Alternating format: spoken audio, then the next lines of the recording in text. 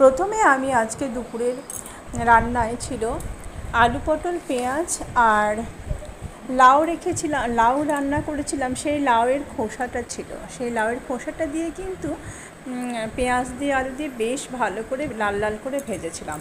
তারপর সেটা খেতে কিন্তু দারুণ লাগছিল। তো একটা লঙ্কা আমি কিন্তু এর মধ্যে ডলে নিলাম, আর এই ভাজার সঙ্গে লঙ্কাটাকে বেশ ভালো করে ভেজেছিলাম যাতে বেশ একটু ঝাল ঝাল হয়।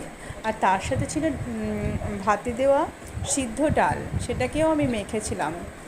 সিদ্ধ ডাল দিয়ে আর এই ভাজা দিয়ে খেতে কিন্তু মসুরির ডাল অবশ্যই সেটা ছিল, অন্য ডাল নয়। মসুরির ডাল দিয়েই কিন্তু ভাজাটা খেতে আমার বেশ ভালো লাগে। তারপর কিন্তু ভাজা দিয়ে ভাত খাওয়ার পর আমার ছিল পটল, তেল পটল। এটা ছিল তেল পটল, কালকের বেঁচে যাওয়া এক পিস তেল পটল আমার জন্য ছিল। সবাই কিন্তু নিজের মতো খেয়ে নিয়েছে, তো আমি এই পটলটা দিয়ে আজকে খেলাম। কারণ আজকে কিন্তু আমার কালকে যেহেতু খাওয়া হয়নি, আজকে কিন্তু খেতে আমার একটু বেশ ভালোই লাগে। আর কালকের পটলটা আর অতটা কিন্তু স্বাদ লাগছিল না। ঠিক আছে তো? তারপর তেল পটলটা দিয়ে খাওয়ার আমি কিন্তু নিয়ে নেব আজকের শোস্টপার এগ কারি।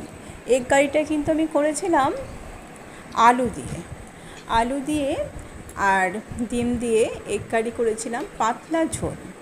আমি কিন্তু অন্য দিন যেভাবে মশলা প্রতিদিনই প্রায় কয়েকদিন ধরে খাওয়া হচ্ছে মশলা দিয়ে ঝোল, মাছ বলো মাংস বলো যেটাই হোক মশলা দিয়ে হচ্ছে, আজকে আমি ভেবে রেখেছিলাম প্রথম থেকেই যে এটাকে আমি পাতলা করে রান্না করব। তো পাতলা ডিম আলু দিয়ে ঝোল কিন্তু খেতে মন্দ লাগে না।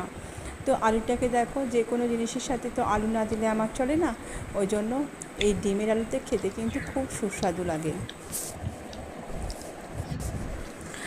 আর চিকেনের আলু বা মাটনের আলু তো কথাই নেই, তবে ডিমের আলুটাও কিন্তু খারাপ লাগে না।